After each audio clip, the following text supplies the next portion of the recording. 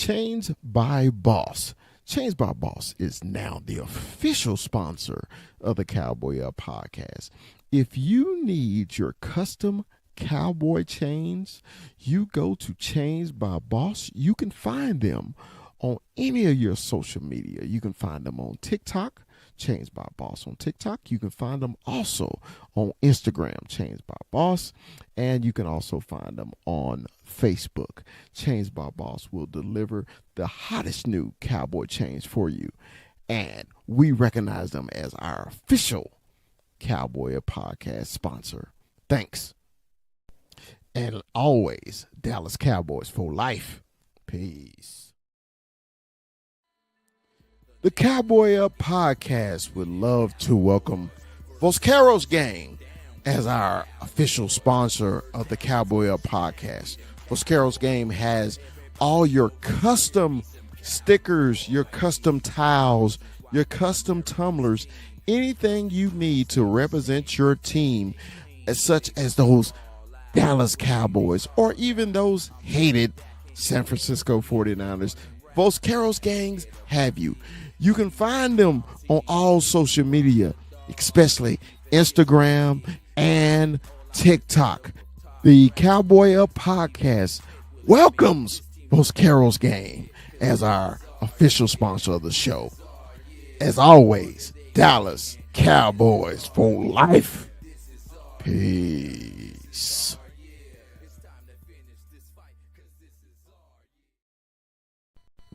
The Cowboy Up podcast welcomes Dominion Custom Clothing. Cowboy fans, if you need your custom suits, your custom sportswear, Dominion Custom Clothing is the company for you. Dominion Custom Clothing also offers a free mobile service to your home, to your business for suit fittings and fabric showing. Dominion Custom Clothing has been a clothier in the Dallas-Fort Worth area for the last 20 years. So if you need that suit for the night out on the town or the tuxedo for the prom or special occasions, Dominion Custom Clothing is the company you have been looking for, and is always Dallas Cowboys for life. Peace.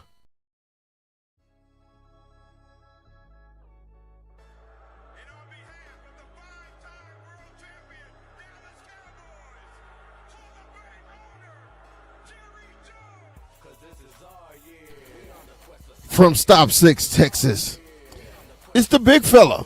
It's Dallas Cowboy Chris. And from the 915, Cholo Town, El Paso, it's our man, 21, Armando, 21. And from the hill country of Texas, Austin, it's our man, Retrofit Sports, Hook 'em, it's Rue. And from Tucson, Arizona, the player personnel director of the Cowboy Up podcast is Kuiper AZ. And from the great state of Arizona, he's Mikey 520.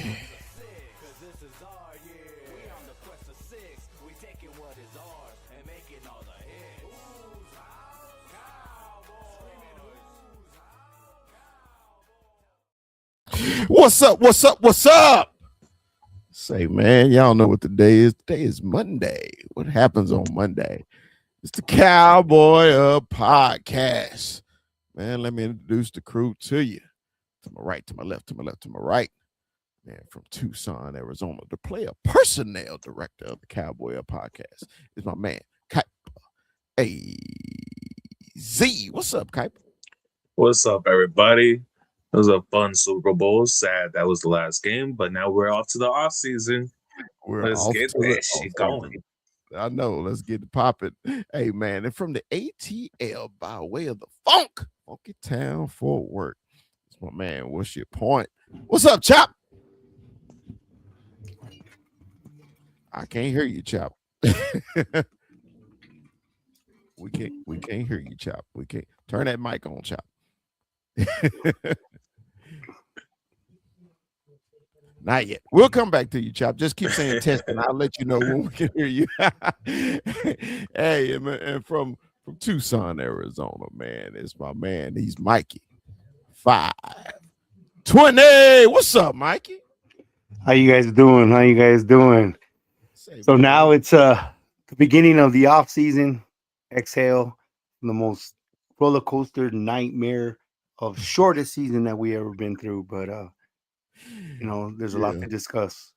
Hey, man, I know. Hey, I always look forward to the Super Bowl, man. I love the game. I love it so much. It's the end of the season though, but then it's the sad part because it is the end of the season. You be like, damn, we gotta wait all the way until July till we see some football again. And it's February just start, man. It's sad and happy, but congratulations. It's Kuiper season, so it started the underwear Olympics. It's Kuiper season, so I get that. But I understand why you like the Super Bowl. My man could cook. You know what I mean? My man could cook. So I didn't see your spread yesterday. I was waiting to see your spread. You usually got a spread. Man, just because it was just me and the wife and the kids, I didn't do nothing big, man. I just did football food, wings, some nachos. I did some meatballs, and that's about it, man. I didn't do much, just because I knew it was just gonna be us.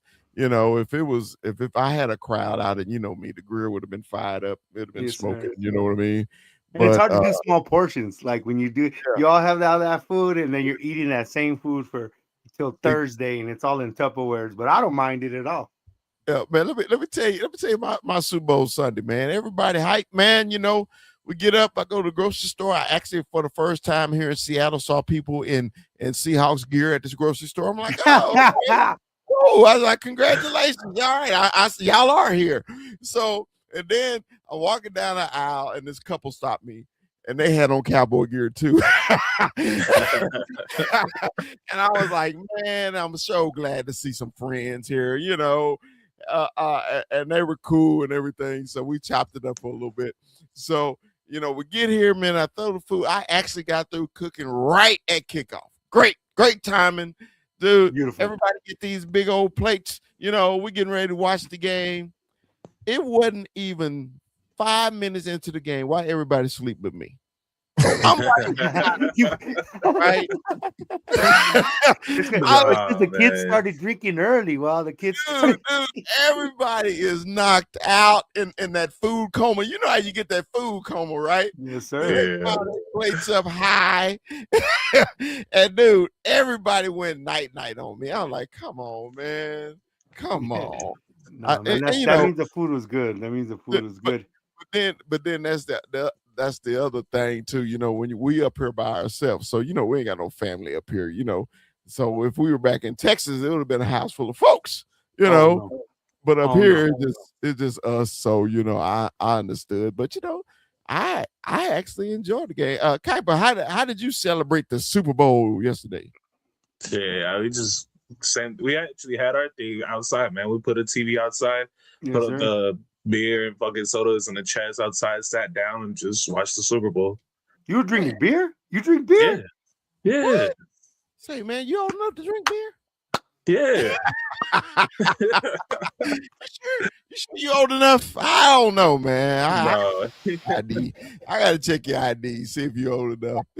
Chop, baby. Can you hear us now, Chop, or can we hear you? Let's see what you say. Can y'all hear me? We can hear Chop. Yeah. That's what I'm talking about. Yeah. There we go. We can. I can hear y'all. With all this equipment in here, somehow the audio device took over the doggone board. Right. So I didn't know it, but it's all good. How y'all doing? Y'all all right? Man, we doing good. We doing good. Chop, man, how did you go Super Bowl Sunday? What did you do, man? Man, I was about the same. I was just like you. I was right here at the house. Me and my wife. What did you cook? What did you cook? You know what? We didn't really. I'm trying to figure out what did we eat. Oh. You know what? I have filet mignon. This guy. Shit. My wife, Damn. my wife cooked filet mignon, broccoli, and Spanish rice, man. Filet mignon. Oh, the Super Bowl. You know, Filet mignon. Jesus Lord, you're the only person in America that filet mignon for the Super Bowl.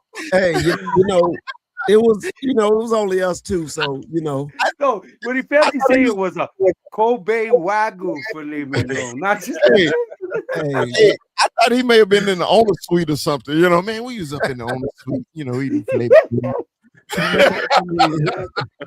He had the bougie ass freaking the bougie ass shrimp cocktail with the dipping on it, like not even the platter. Hey, y'all, he could at least invited us to Atlanta. Hey, man, we having a little filet mignon, man, for the Super Bowl. In case y'all ain't had Truffles with truffles, honey. Oh my God. Shit. Yeah, hey, know what he going around the kitchen making sauce and shit. That's it. Damn, man, my little finger foods. Damn, I'm gonna tell my wife, hey man. Hey man. Oh man.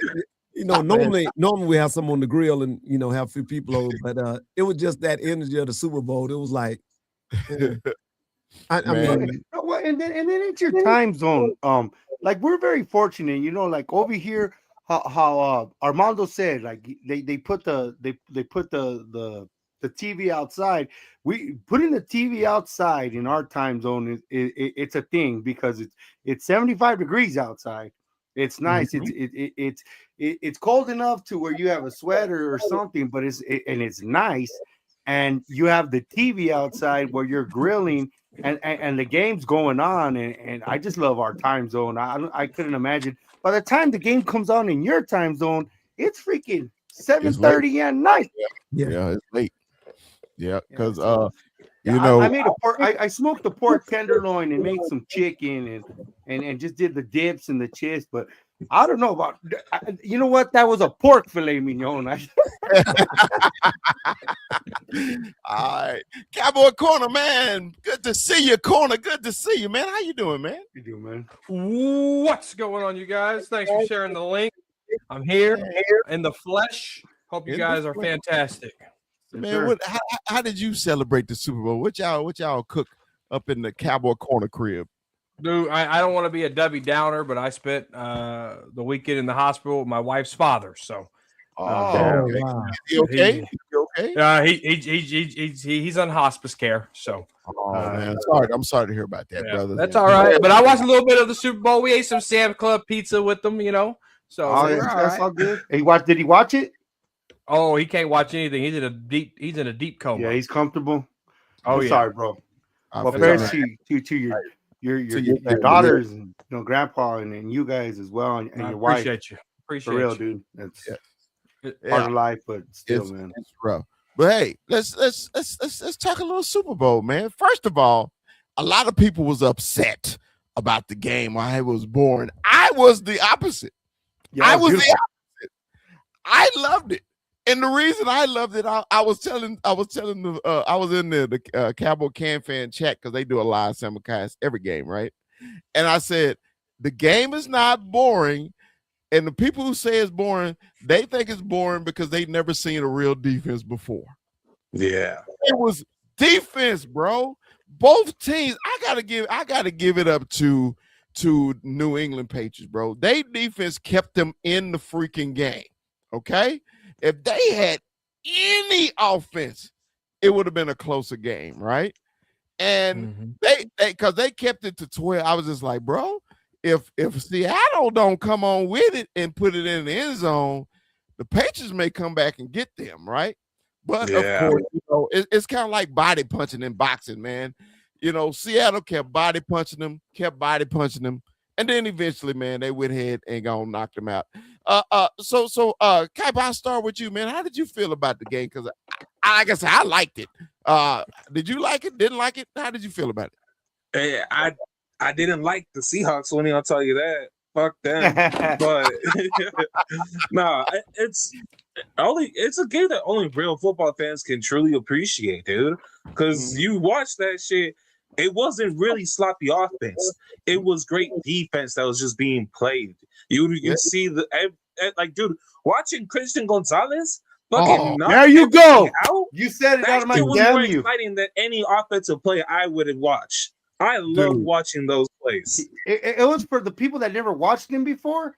You know who that kid is now, for real. Yeah, man, he was so good. He was so fucking good in the Super Bowl, bro.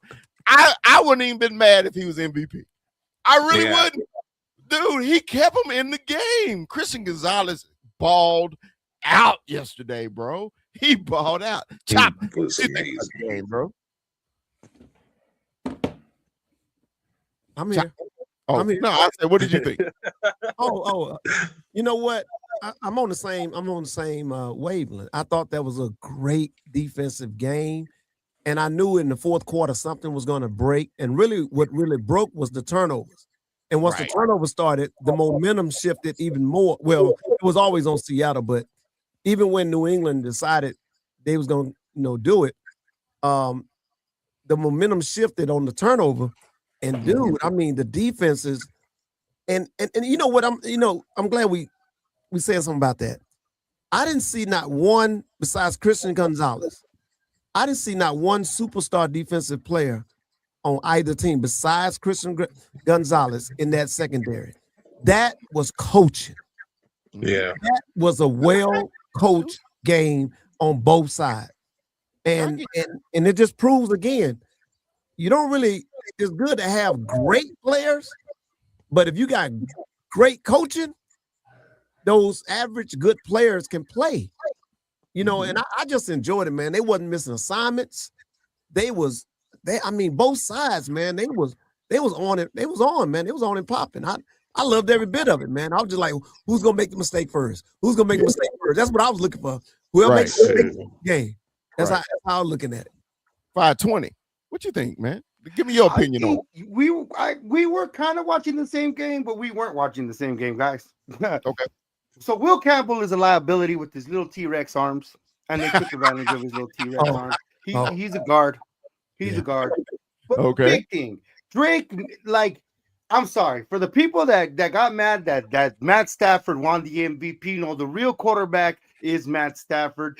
Drake May couldn't read out or even do a dummy snap to know when the cornerback was coming. It was the same damn blitz the whole time. So when you have the same damn blitz the whole damn time, you do a check with me with your slot receiver, because every time they would let that slot receiver go, that's when the slot receivers just would go in and go to the space and go to a right dump off, and they would stop. Would it kill them to run a screen with Henderson to calm down that blitz that happened? Because if that would have did that, Henderson would have popped.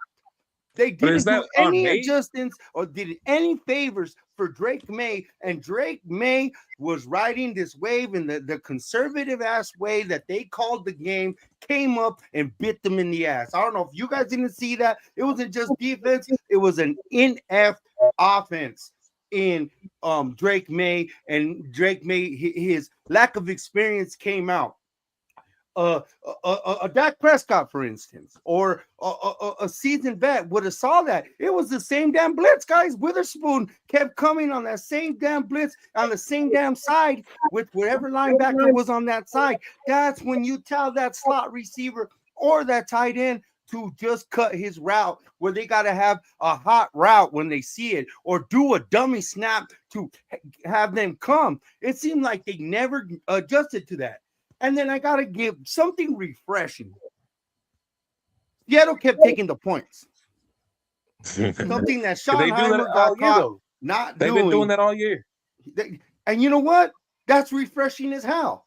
Because this new wave, even in college football, of Dan Campbell going for the fourth down, leaving 3 points on the table, not collecting points, really, you end up chasing those points for the whole damn game. You know what I mean? And you got to give the punter, Carl Dickerson kept doing that coffin corner, but I'm sorry, I threw that in. But as far as the offense goes, taking the points, sometimes you just got to do that. Putting money in the bank, you're not going to go broke. Well, Mikey, we do watch the game the same way, because I've been saying it all playoffs. I said that's how That's how Denver lost the game against Yes, New sir. England. I said it's the playoffs. Takes the points. Take what they give you. You come back and fight another day. Come back and fight again. I mean, you may have lost the battle, but you got points on the board. And when you have points on the board, you keep your team rolling. Corner, man. I want your perspective, man. I want you to answer this question though, because Mike Chop said it wasn't too many stars on the field on the side. Okay, I think it's just that we don't know a lot of New England football. How did you feel about it? About like the stars, or what's your question? I mean, anybody on the field other than Gonzalez did you appreciate on the field last night? Oh man, I really thought Will Campbell would have a better game than what he had. I like their running back, the Patriots running back, Stevenson. Stevenson. But for the most part, I mean, they don't. I mean, you look at their schedule; they kind of. I mean, they're like the Eagles a couple of years ago. They just got handed the Super Bowl because of the way things fell. Now I told a buddy, and I'm not trying to toot my own horn here. I told a buddy the other a week before the Super Bowl. I said I don't even know if Drake. I said I like Drake May, but I don't know if he can score a point on this defense. And for 3 quarters, he did not score a point on this defense. So, and so when you look at everything like that, you guys are bringing up Gonzalez. You guys are bringing up Witherspoon. Byron Murphy, man, 2 sacks, very disruptive, very disrupted. That's how you play defense, man. And I loved the Super Bowl because when it was 9-0 going into the 4th quarter, I said, "This is football. Yeah, this is football right here." Well, Witherspoon coming off that corner, like he was timing that perfect. Yeah, right. And it's funny, when people said it was boring, it's because they're fringe football fans. They see all the scoring and everything like that, but football is really a chess game, And they had 2 defensive coaches playing chess yesterday, bro. They had a real good game. Go ahead, Corner. It was. And just one more thing, this sucks for 49er fans because the Seahawks won a Super Bowl, and that's like the Eagles coming to AT&T Stadium and winning that in our stadium. Well, so fuck you, Niners. You got what you deserve. No, but it was reminiscent of the Rams and the Patriots. What was it, like 9-16? I forgot that the only touchdown was the Gronk touchdown. That was basically the difference. And you got to give Dickerson credit. That punter, the special teams made up, and the defense special team made up for helped out Sam Darnold, and then that running game, and then ultimately it was big. They shut down Smith and Jigba, and then they just let him run. But and then I don't know, I've been making fun of you, Chris, but the ones that got tired were the Patriots. Because they were on the field the whole time. They were on the field the whole time. Yeah, the Patriots, they were on the field. It would be 3 and out. Like their defense held up until they couldn't hold up no more. And then ultimately the dam broke, or the levee broke. Yeah. I mean, when you start 0-5 on 3rd down, I mean, that's a recipe for disaster. Yeah. I mean, it was like they couldn't, when you can't generate first downs, even put it like this, every play on their first down was always like a negative. They were always behind the sticks the whole first half. When you're behind the sticks against a very good defense, you're gonna have problems. The Patriots had one opportunity early in the game when they should have been a pick 6. Okay, yeah. Sam threw that ball behind him, and that corner, man, it should have been a pick 6. And I think if they would have got that pick 6 right there, I think it would have helped their offense a little bit. But it didn't happen, man. But I enjoyed the game thoroughly. I really did. Do you think Vrabel rested on that eventually Sam Darnold is going to do it again? Yeah, well, it was a couple of times he had some questionable throws that should have been picked. And then the thing is, Gonzalez should have had 2. Yes, that kid, man, good for that kid, man. We know what that kid was because he was at Oregon, but good for that kid. But it seemed like it wasn't just the snow that slowed down Drake May, man, because there was not. They were in California. You just lived there. You came from over there, Chris. Beautiful weather. Well, Go ahead, Chris. Go, Chop. Go. No, I think some of the things I noticed, the offensive coordinator didn't do Drake May no favors, because I honestly thought that they was going to get Trey Henderson out there in the flats and just start dunking off some passes and let him make some plays. This guy really only touched the ball like 3 times the entire game, and he was the spark. I don't understand why they wasn't using him at all. And as far as him not seeing the field, they was rushing 6 probably 50% of the night, and that's what confused him. And there was nothing. There was something he could do. It was a hot read. He could have just dumped it off in the flats every single time they vacated the area. Just dump it right there in the flats and dump it to somebody like Trey Henderson, and he would have took it. But the offensive coordinator, I think, just got stubborn. I think they got stubborn and said, we're going to do this. We're going to play defense, and we're going to run the ball. You notice they stopped running the ball? Yeah. I don't think he got stubborn. I think he realized they couldn't block him. They couldn't block those guys. But that's a good stupidest thing though was he wouldn't call any quick passing plays.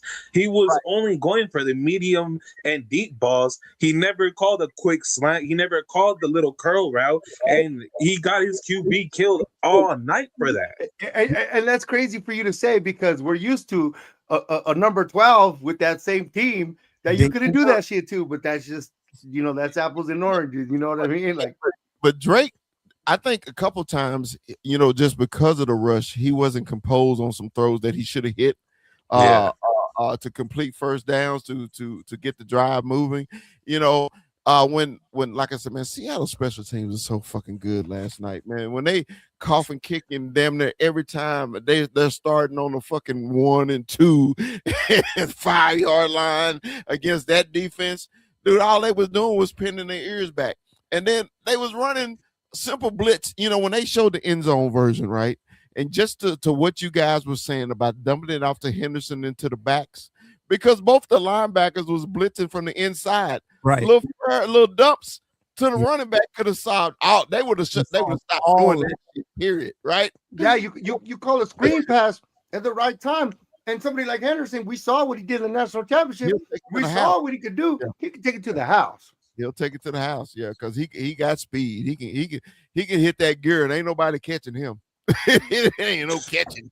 I really do think McDaniel should be fired for the mismanagement of Henderson. Really? Do you think? Yeah. Well, let me. I'm not gonna completely dog Drake May on these last 2 games, because you got to think about it. He ran against 2 hell of a defense. People forget how good Denver defense is. Denver defense shut their ass down in the snow too. Okay, and then they come up the Seahawks defense. So that was 2 back-to-back defenses. Basically, and they played the Texans. Yeah, and the so basically, what happened was New England finally, people got caught up to them. They had the easy schedule, but I'm like this: I don't give a damn if you got an easy schedule or not. Win the damn games, right? Win the games. They won their games, so I'm not gonna be one of those people, man. They made it to the Super Bowl because they had an easy schedule. I don't give a damn. You win the games. Hey, you remember that season we had that easy ass schedule? You know a black man is being honest when his voice goes up. Bro, so do you think if they would have some like a wide receiver that needed some attention, you think they would have did that? Oh, so what are you trying to say? Oh, I know what you're trying to say. Well, it's called doing the segue. I mean, I know Diggs is good. I know Boyd is good. And the Kid Rollins that caught it, or was it Hollins, or was it Hollins? Matt Collins. Yeah. But are they like really threats? Going in the stadium, but well, they didn't really need to be threats. They were only running zone. That was a dime. You got to give Drake May that dime that he threw. Well, the thing I'm saying is Seattle have a great defense, but if you had somebody on the outside that required immediate attention, it may have slowed them down. You had good guys out there running routes that can play, but you didn't have a CD Lamb or George Pickens out there. So you was really kind of limited, to be honest, against that defense. You I like Booty too. I forgot about Booty. I like Booty. Oh yeah, I like Booty. I mean, they got we love Booty. Big Booty. That's why we love the halftime show. they're solid wide receivers. They solid, but they're not. There's no alpha. Yeah, there's not. So with a defense like Seattle, all thing they had to do was play football. No, and you know what? They didn't go to Diggs at all until the fourth quarter, though. You know, and like remember when Kuiper said a couple years ago that we had a bunch of midgets on our wide receiver core. That's exactly what they had in their wide receiver core. Especially with the single numbers, they all look like the same dude. They really do, don't they? Except for Hollins. But I think this is the first time, and obviously you got to give the Seattle defense credit, but you do. The reason why I started liking Drake May is I watched every game that he played in the playoffs, and his composure, the way he's patient. I mean, look how he beat Denver. I mean, it was knocking them out, one big play to the tight end off to the left side of the field, right? And then it set him up to go win that game. And you just look at everything, how it happens. I said, man, Drake May's the bomb. But the Seattle defense really had him under duress that he really haven't experienced, something that the Broncos defense couldn't do either.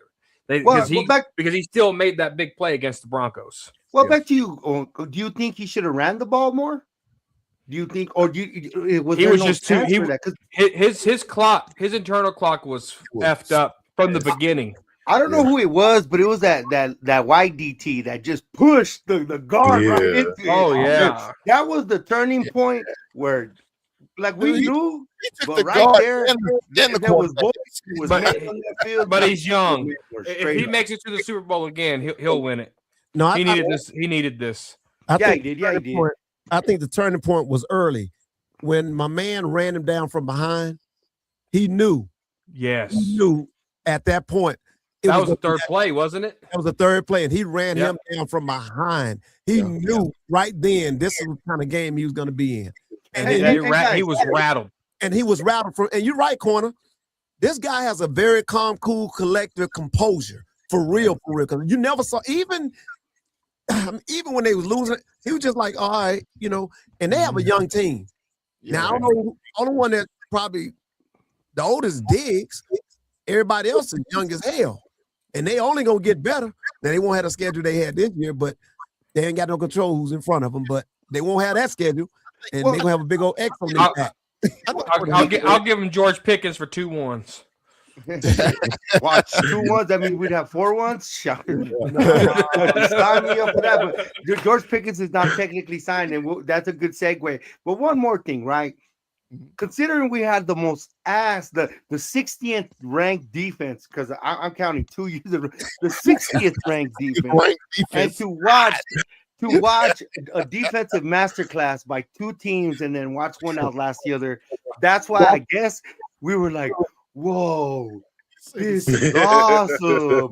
That's defense. That's why we were so enamored with it, because we haven't seen a semblance of it all damn year, bro. Man, we were straight jocking. There was slobber coming out of our mouth with the different stunts and the athleticism and the recognition and the coverage. And we look at Christian Gonzalez like, that's a cornerback. We look at the scheme like, that's a scheme. Like, Jesus, Lord. But Mikey, you can't add both seasons and say it's the 60th ranked defense. That's the 60th ranked defense. The Cowboys I don't think you can say that ranked. Come on, man. I like that, dude. That's how bad we were, bro. That's how bad we were. That is uncalled for, Mikey. I will not point. He definitely have a point, because that is how we looking at it. It's like, wow. Hey, we haven't seen nothing like that. I love hey, Chop. That's why I did love the game so much, because it was defense, man. You could see, the NFL is built for the offense. Everybody know that, right? But you saw 2 excellent defensive teams, man, and a lot of the guys were no name, and they were out there and they were doing their freaking assignments. There was no blown coverages, and it was exciting, man. As a true football fan, I was excited. Well, we knew one of their names. It was best of. We knew one of their names. I'll get to that. Okay, anyway, I was excited just because, man. You know, remember the old Steelers and Ravens games where the damn score was gonna be 12-9, and people getting Ray Lewis knocking folks out. You know, that's how I was like, okay, that's entertaining to me because it's football. It's grown men out there, right? Yeah. And you know what? I like that you said that. Football. So last night they were playing grown man football. That's what. You know what? The refs let them play too. They did. Refs. That was The refs let him play because I thought, when Kobe Bryant went for the stick instead of the pick, because he could have got that pick. Was it in the first drive? And then he knocked him down. I thought that was a flag, like for targeting. No, they let him play, and you got to give the refs credit because usually we're on the refs when you know what I mean when they're in the game, but they weren't in the game at all. Well, not even for anything. I think the refs made a decision. Hey, we're gonna let America watch football, not us. No, you know what? No. Bravo. It was because Roger Goodell, like a couple of days ago, made a statement about officiating, and he made a point to show everybody. All right, look, it's not as bad as you think it is. The last season where all the shitty ass officiating that happened, it's gone. Patrick Mahomes. Yeah. Well, look. Let's get into somebody who Mikey has been riding the jick of. Nah, man, I'm not right. I just like busting your chops, bro. I was just like, I ain't never known Mikey to be in love with somebody else's balls so much. But hey, 6'7", baby, look at it. 6'7". Mikey and D-Law won their Super Bowl. Congratulations to Mikey and D-Law for their Super Bowl victories. Look, I'm gonna let Mikey go because he in the group chat. I'm gonna have to add chopping corner to our group chat, but in the group chat, Mikey loves to send D-Law shit. All right, I'm not a fan of D-Law ever since he went on ESPN. Yeah, and that's why.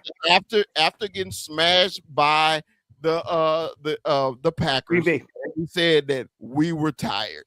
It pissed me off to the utmost. Okay, D-Law got hurt the last season. We didn't see him no more the last 6 or 7 games of the season. So my last image of D-Law is I'm tired.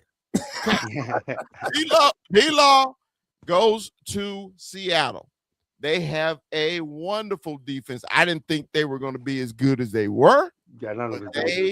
They were. Okay. He was a big part of their defense and a big part of their culture. And I still was trying to look and see if he made a tackle last night, but hey. He had that one disrupted play. He had that one where he got knocked in the air. They should have picked it off. When he was a Cowboy, he had one disrupted play. Anyway, so he was the leader of that defense. You understand that, right?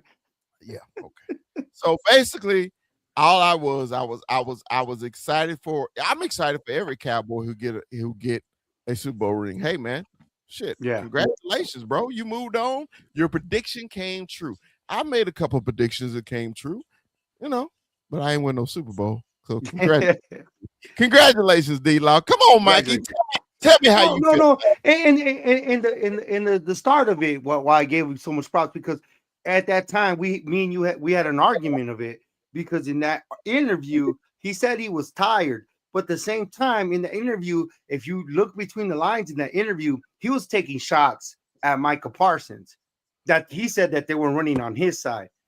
And when I took it like he was tired, I think he was mentally tired of Micah. That locker room was divided in half. And then all our defensive woes, right? You can't, of course, Micah is a big thing that we lost, but we also lost D-Law on the other side, which was our best run defender on the edge. Yeah. He's one of the best in the league. So that's why I defended him. Yes, I told him to fuck off after he said his thing, because we all joined together as Cowboy fans. And who would have known he was right? So yeah, but the initial argument that I had with Chris, because Chris, we've had some famous ones and he's won for the most part, most of them. But in this one, it was me defending D-Law. Like 22-1.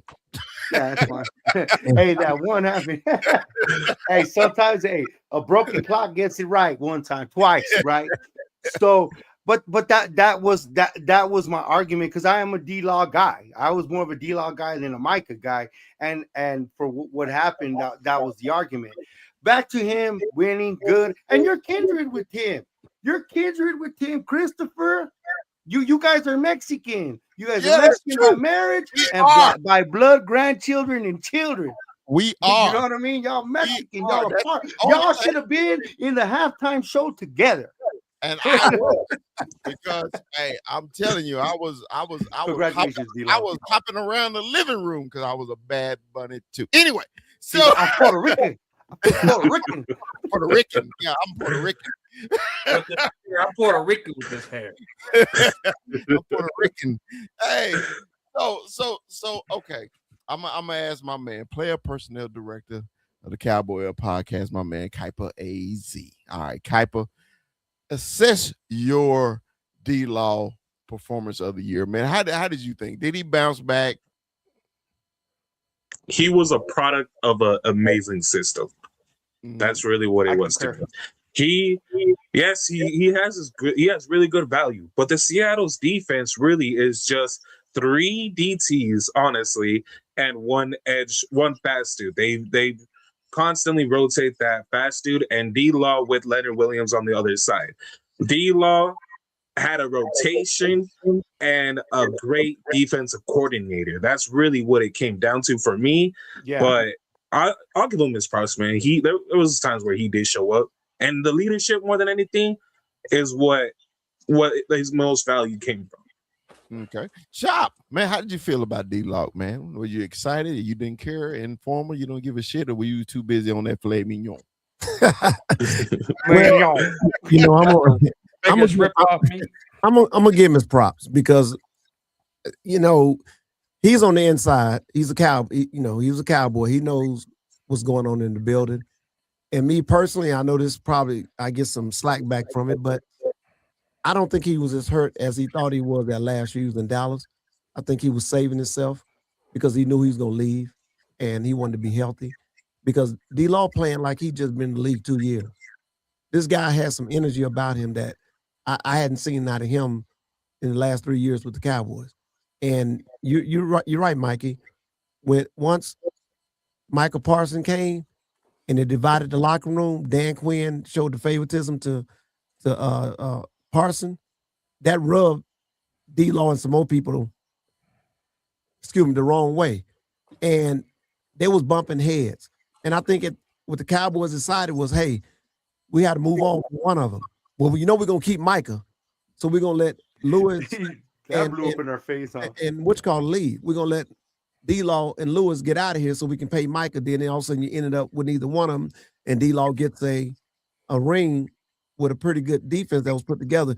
You know, I forgot we got Leonard Williams in the middle. I mean, is that his name, Leonard Williams? Yeah, Leonard Williams. Yeah. He's a monster, bro. That's a USC, baby.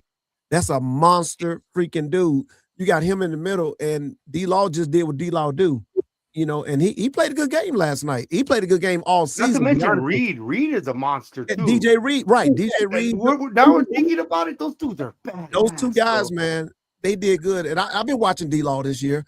He looked like a young dude, and I didn't see no foot injury the entire season. So it just led me to believe that I don't know why that thing went out, but anyway, we back. I don't know what the situation was in Dallas, but I just think that he just saved himself for another payday. But he did good. That's an astute observation. I didn't think about it like that, man. He did good, man. He stayed tired. I say them last because he always think about things so much differently. Yeah. Cowboy Corner, come on. Give it to me. How did you think about D-Law performance of the year? You know, not just the Super Bowl, his whole year performance with the Seahawks. Oh, he had another. I mean, he duplicated his 2022 season with the Cowboys. That's all he did. Okay.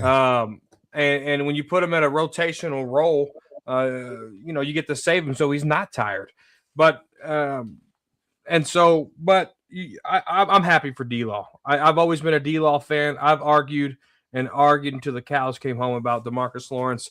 And Chop talked about lack of energy. I've never saw D-Law be lazy with a star on his helmet. He might have not got the sacks, but he was running backs 20 yards down the field making a tackle.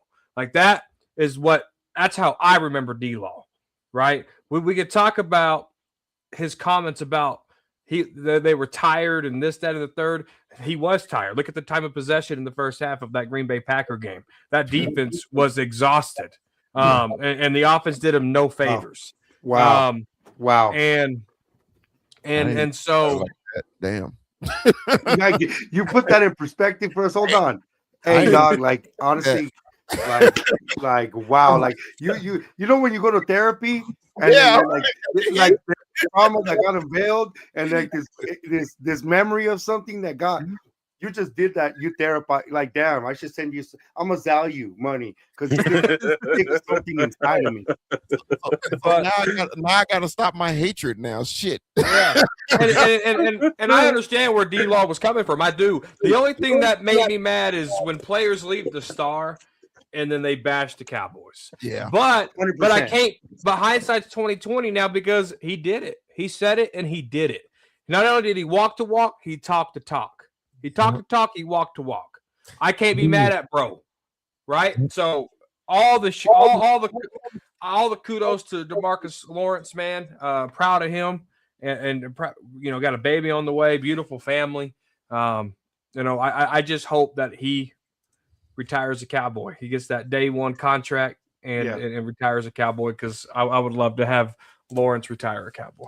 No, he had a game where he had two fumble recoveries for touchdowns. Like he ran them back and stuff like that. And he and Papas was very, very, very, very on point. He was just an important cog in a well-oiled machine. They just put he's just another can of nitrous oxide for them, straight up.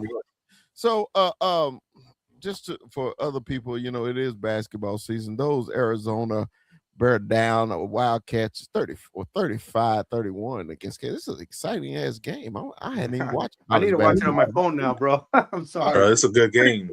It's a good game. I can't watch it on my stream. It's not streaming. Let's transition to the other hot topic of the Super Bowl. Mr. Bad Bunny. Bad Bunny. Like I said, I don't understand the word. I had the surround sound on 100, and my damn living room was rattling. I was trying to wake up everybody in the house because their ass was still asleep. But I was jamming to Bad Bunny. I was like, you know what? If you don't understand the word he says, his music, everything, man, it was a big ass party on the field. Okay, it was just a big party. And if you didn't like it. You don't like the party, okay. You don't understand Spanish, okay. But, bro, why does it matter? Why does it matter if Bad Bunny performed at halftime or not? You could have changed the channel like some people did, but it didn't matter. It didn't affect Bad Bunny at all. It didn't affect my enjoyment of the game at all. I loved it. I thought the theatrics, man, everything, the way the camera work did, a real damn marriage. This is what I found out today. You know that little boy was the little boy that was taken. Yeah. Baby. Did y'all? I didn't even know that until today, and it made me love it even more. I was like, see, come on, man. How could you not enjoy that? Right? A real freaking wedding at the Super Bowl. Right. Everybody is partying. I love the end where he shouted out, every damn country in South America, Central America, all the way to fucking Canada. He's shouting them out. We all Americans. That's basically what he was saying. Yes, sir. Yes, sir, Chris. You know what? You too, Chris. You good. Dude, we're all American. Okay, it's a lot of things go on, man. It's a lot of hate in the world. We all know that. It's ridiculous, all right? And you know why I love my show? I love this show because the majority of it, Mikey always throw this shit at, when we get a white guy on the show. Hey, man, you got a white guy. I love it because we're all represented, okay? We're all represented, and we love our Cowboys all different ways, except for Kuiper. We trying to get him canceled. But everything about the halftime show, I enjoyed 1,000%. Yeah. And I think I hurt one of my friends' feelings, and I actually wasn't trying to. He had posted on Facebook he wasn't feeling the show. I said, "What do you mean? Levi? You talking about Levi?" No. He said he wasn't feeling the show. And I was just like, man, to me, now I'm saying this, and I know a lot of people are going to be pissed off. My daughter was really pissed off last year. I thought it was better than the Kendrick last year. I did. It was better. I didn't like the Kendrick one either. Well, the thing is, while you watched the Kendrick one, you didn't get it. But then when you got the cool thing about the halftime show, they put Easter eggs everywhere. And then when you pick up the Easter eggs, what they mean, it actually is really freaking clever as hell. And I love being a witty, clever son of a bitch, if you know that. I'm an old school hip hop. Tell me what you mean. I ain't got to. I want to figure the shit out. Tell me what you mean. That was just me. I don't need no fucking Easter eggs. Hey, scramble the eggs, feed them to me. That sounds like Miss Eunice right there, boy. Hey, I ain't got time to be looking for fucking Easter eggs. I'm fucking 56 years old. Tell me what you're talking about. Anyway, so he said he wasn't feeling it, right? And I was like, bro, I said, why are you not feeling it? It was a party. Yes, it was a party. So I just want y'all opinion. Did y'all enjoy it? Did you not enjoy it? Just let me know. Kuiper, how did you feel about Mr. Bunny? Bro, I thought his mic was too close to his mouth. That motherfucker. He was lip syncing the whole time. Inch away, and I feel like it would have been a lot better. But you didn't need to understand the word. Shit, a lot of Mexicans didn't understand what he was fucking saying. Yes, that's exactly what I want to say to you. Go. Like it's a vibe. That's all it really was. It's just giving a vibe. It's a vibe. If you really look at what he was showing you the fucking American dream. Yes, he was showing you how we as a fucking Latino culture came into this shit, came into America trying to just wanting this dream, not wanting anything else. There's no hatred, there's only love. It was just a pure representation of the Latino culture, and I fucking loved that for all it was. Thank you, man. That was beautiful said, man. I felt exactly what you said. That's how I felt watching the show. I really did. All right, Chop.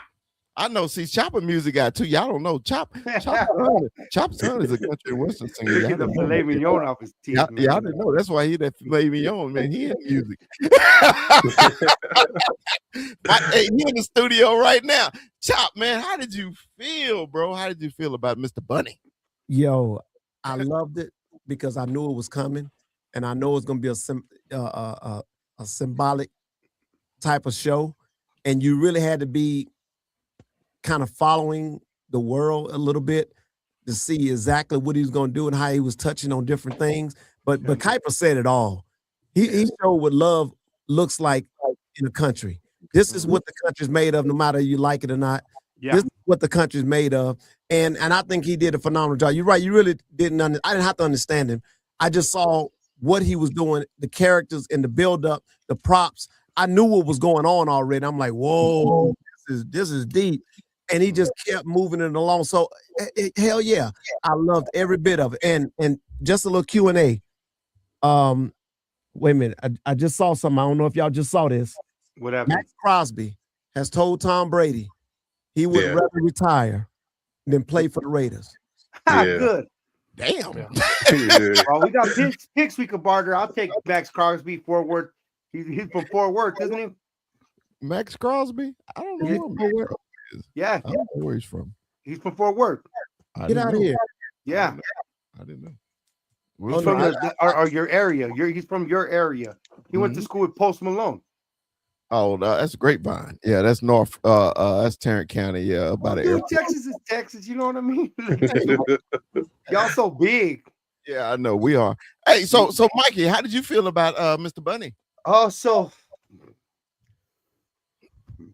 it was a celebration of life. A celebration. It was the experience. I understand the Latino experience, but it's the American experience. And I understand there's a lot of pressure on a lot of people, even in the game, but there was a lot of pressure on this guy. Right. Because since they announced it, people were shitting on him, right? Yeah. Even before anybody was decided. So he had a lot of weight on his shoulders. And you know what he did? He knocked this shit out of the park. He really did. Yo hablo español. Yo tengo otros podcasts. Yo hablo español. Yo no lo entiendo. So that means I speak Spanish and I don't understand his fucking music. Because he seems like he has two marshmallows in his cheeks. So I don't, but like he said, it's the vibe. You know, Kuiper AZ was the kid that they woke up in the wedding a time or two, sleeping on the chair. That's so symbolic. The symbolism of that we're gonna that love and he said love or hate is power.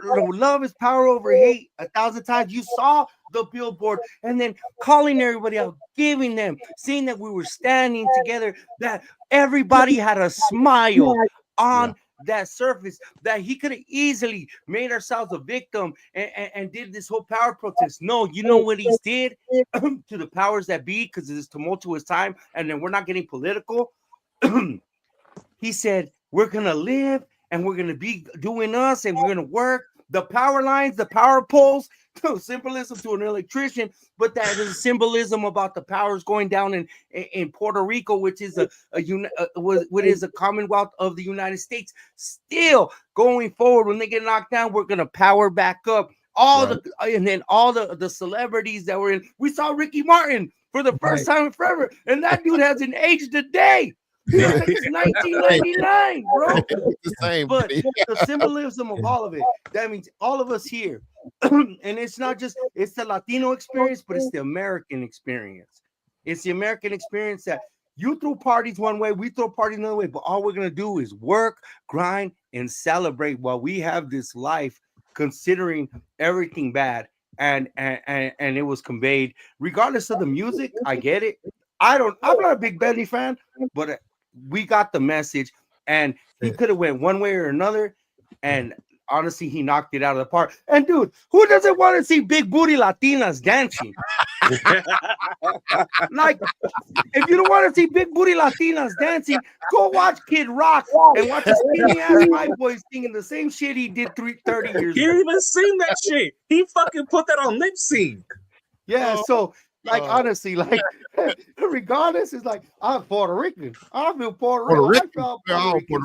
So it was a celebration of life, and it's and if anything, I always convey on here is gratitude, and I have gratitude for everybody here.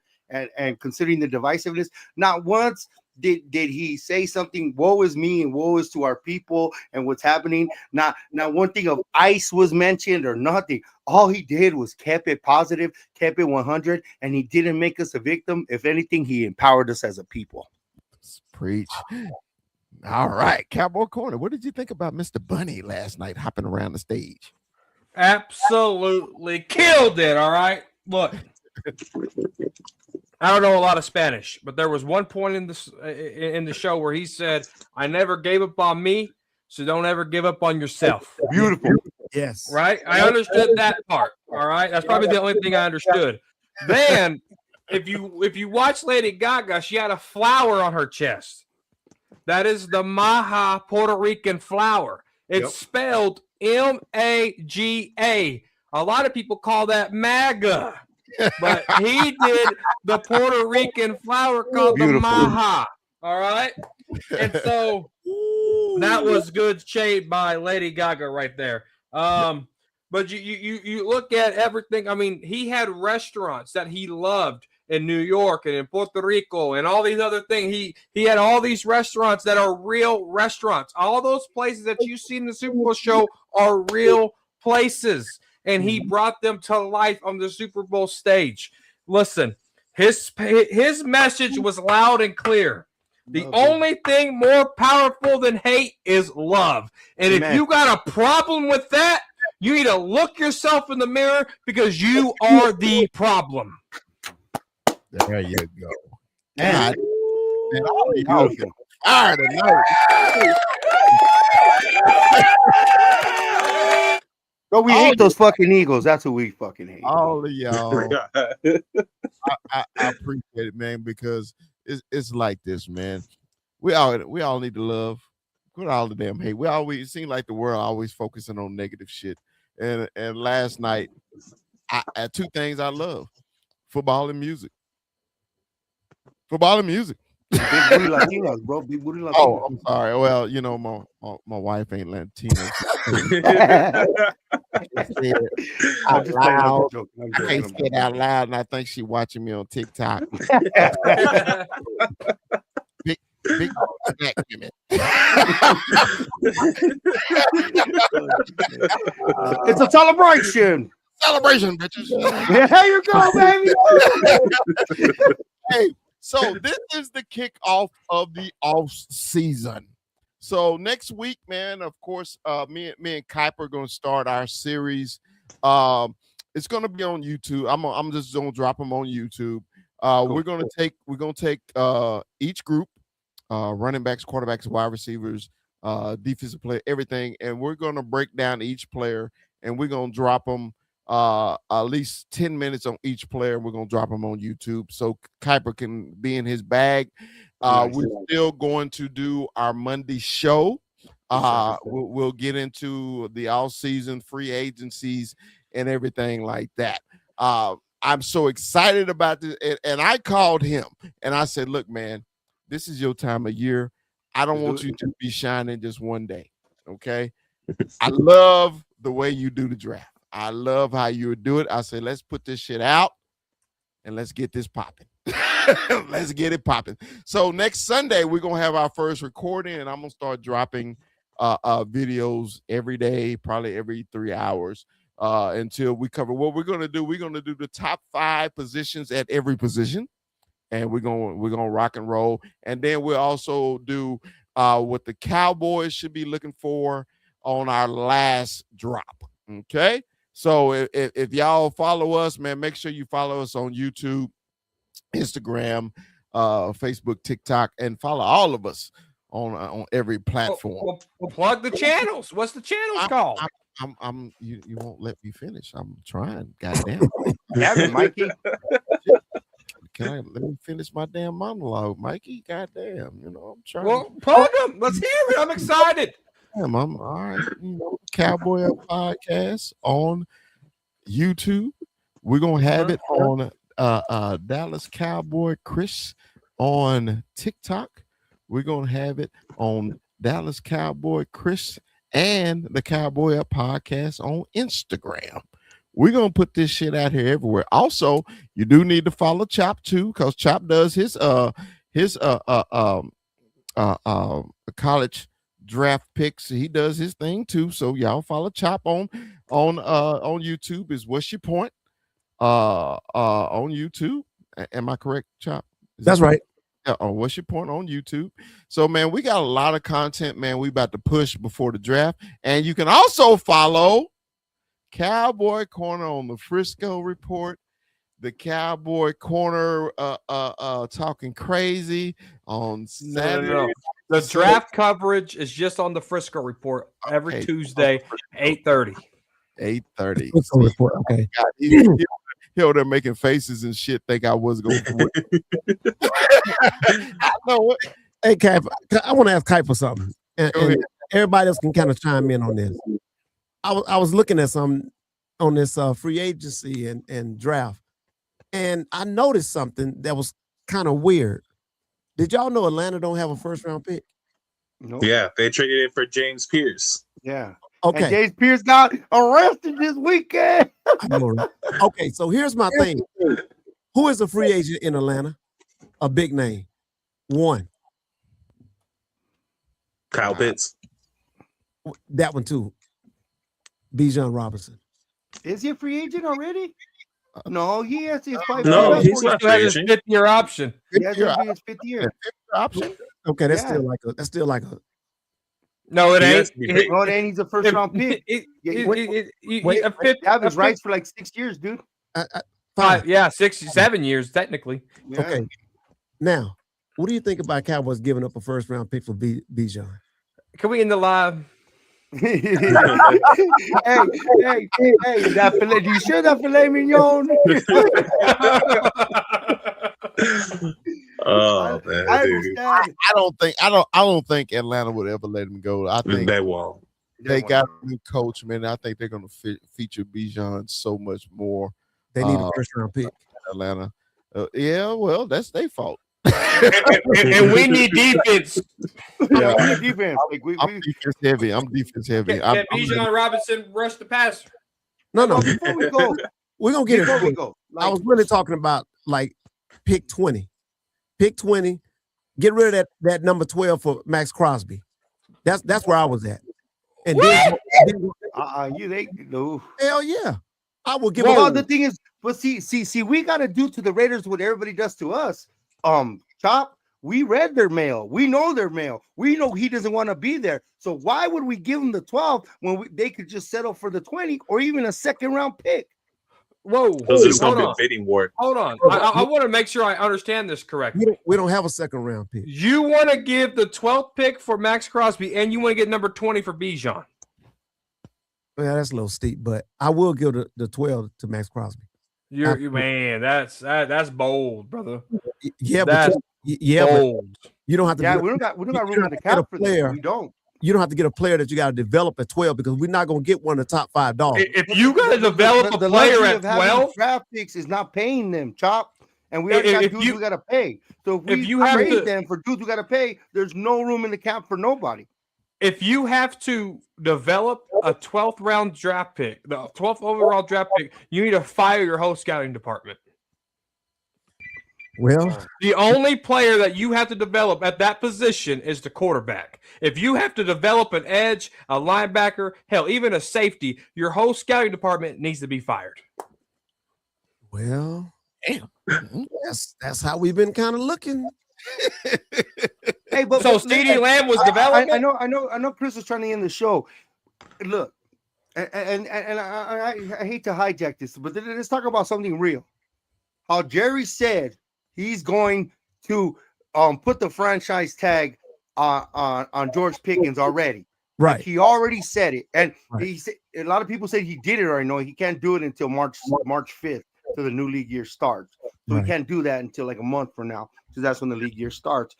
I think if the Cowboys have a quiet offseason and he nips us in the butt already, I'm very optimistic about next year. But if he drags this shit on and does a whole Micah escapade where every fucking first take is about signing George Pickens and not getting George Pickens, it's just gonna be a fucking the same old bullshit. And I just think Jerry knows his whole mortality. I don't know how you guys feel about him just making the declaration that he is gonna put the franchise tag on him. And it's just not him saying this.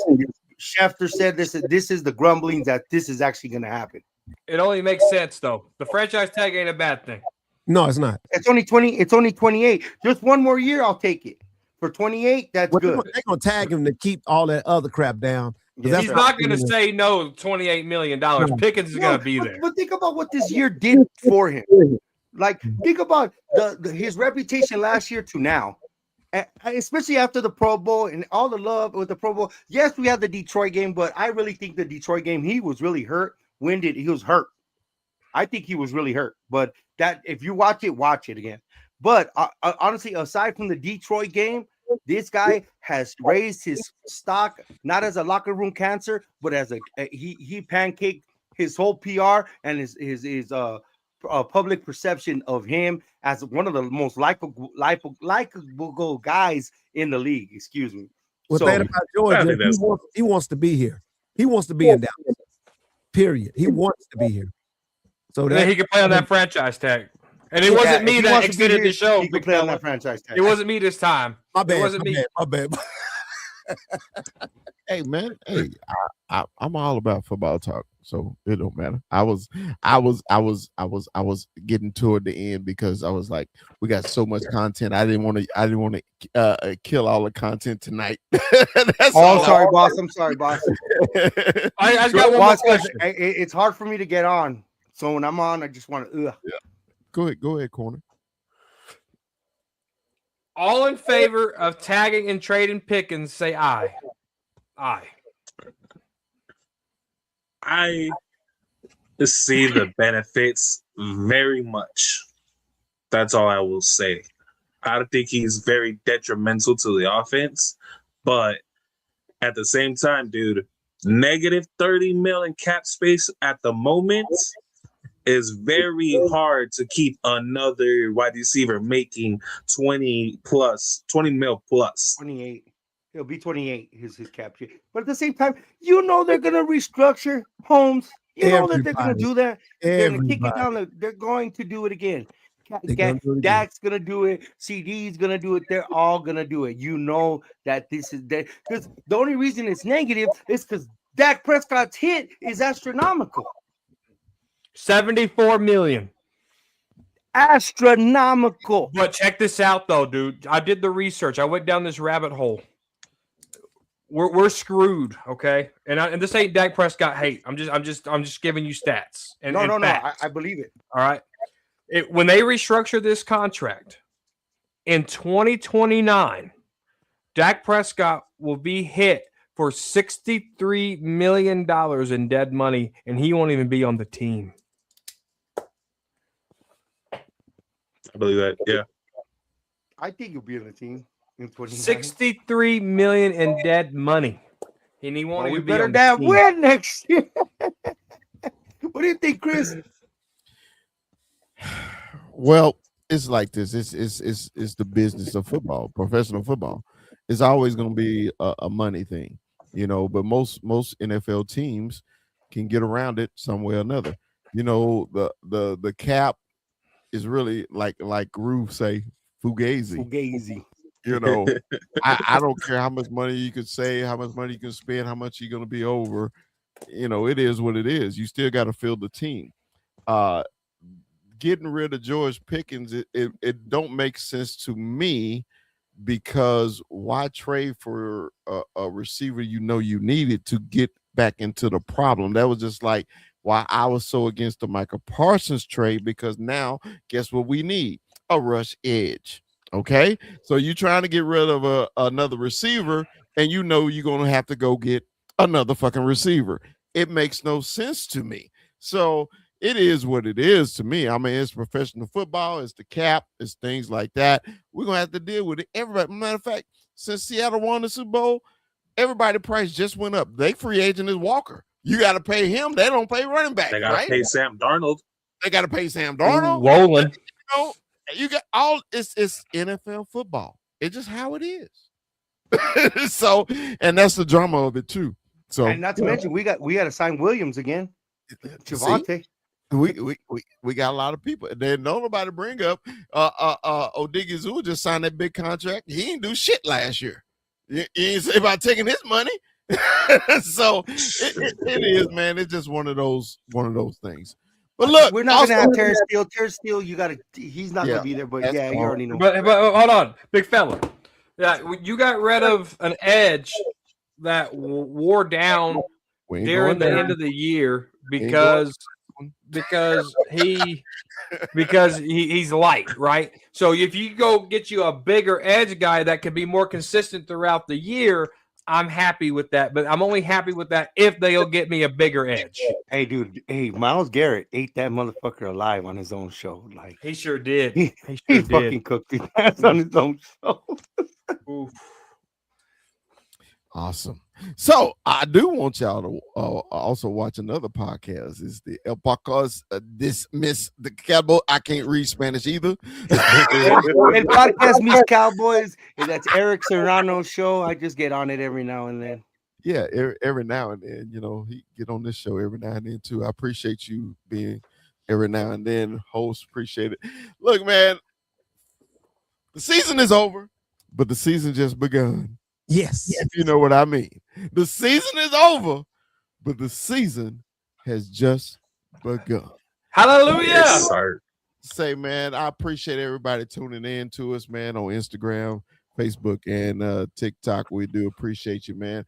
Drop a like for us, man. Also, subscribe. Hold on.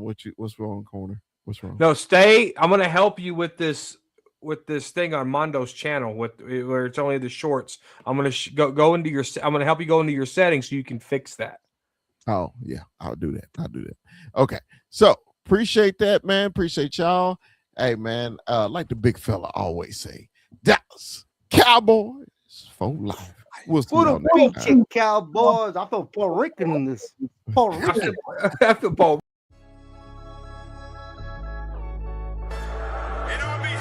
Yeah, let me give a big shout out to St. Louis Joe, bro, in the building. Always WWE. Ivan Sosa in the building. You see him? The loyalist. We got Cowboy B in the building. The great Cowboy B. Big shout out, man. Big shout out to y'all. Appreciate y'all joining. We only growing, guys. We only growing. It's gonna get bigger. I'm excited. Hey, did you see he got retrofit right in the introduction? I see it. Hey, man. Hey, Videos, dancing. Hold on, player. Sometimes I screw up, player. You know, hey, man. Players fuck up. Hey, yeah, Players man. fuck up sometimes. Yeah. In this first day of pads. Say, man, you know, we all played, man. It's just something about that first day. Ain't nothing like it. It is nothing like it, man. Because now to me, tomorrow tells the truth. Today was but tomorrow tells the truth.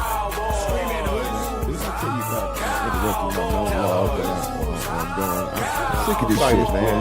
I'm sick of this shit, man. You know, I know we all co-hosts, but you know, I like to have a little quick monologue before we get into a subject. You know, your ass always got to, spread shit and eat wings and Motherfucker sprint. Calm down. I haven't sprinted in 5 years. Calm down, Mike. Calm down, Mike. What you sprinting right now? Yeah, we got a long show. We can go as long as you want to, man. So 21, what you got for Brock today, man? Pleasure to meet you, Brock. I appreciate the love on TikTok, man. Shout out to Brock, man. Welcome to the show. Hey, I got the hard hitting questions, so I got the controversial. You come out with that Waterburger in and out, right? We kind of keep it light, but big fella, I gotta hit him with Walter Cronkite stuff here. Okay. Drake or Kendrick?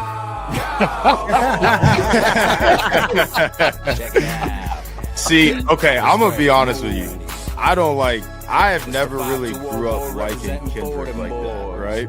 I've always been a big Drake fan, so I'm gonna say Drake, but not like us. Like I was telling Terrence the other day, because Terrence is a huge Kendrick fan.